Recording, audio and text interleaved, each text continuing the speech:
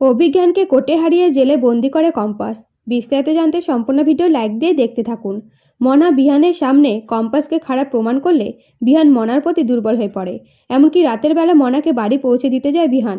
তখন ঋতুজা বাধা দিলে বিহান বলে, মা আমার দিকটা একটু বোঝার চেষ্টা করো।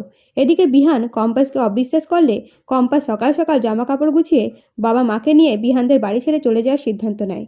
তখন কম্পাসের বাবা বলে, কালকে মনা তোর নামে মিথ্যে কথা বলে চলে গেল, তুই নিজেকে নির্দোষ প্রমাণ না করে এই বাড়ি ছেড়ে চলে যাবি?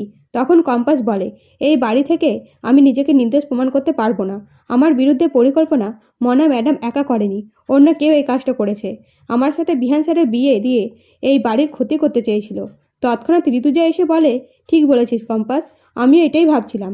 তখন কম্পাস বলে, আমি কাজের মেয়ে, অশিক্ষিত, তাই আমাদের নেশা করিয়ে বিয়ে দিয়েছিলেন, এতে এই বাড়ির বদনাম হতো। তখন ঋতুজা বলে, বিয়ে দিয়ে আমাকে বিপদে ফেলতে চেয়েছিল, আমার এত বড় ক্ষতি কে চাইতো বলতো? তখন কম্পাস বলে, মা তোমাকে মুক্তিমাসি একবারও ফোন করেছিল এই বাড়ি থেকে যাওয়ার পর? তখন ঋতুজা বলে, কম্পাস তুই কি মুক্তিকে সন্দেহ করছিস? তখন কম্পাস বলে, আমি সেটা জানতেই বাইরে যেতে চাইছি, আমি একটা পরিকল্পনা করেছি।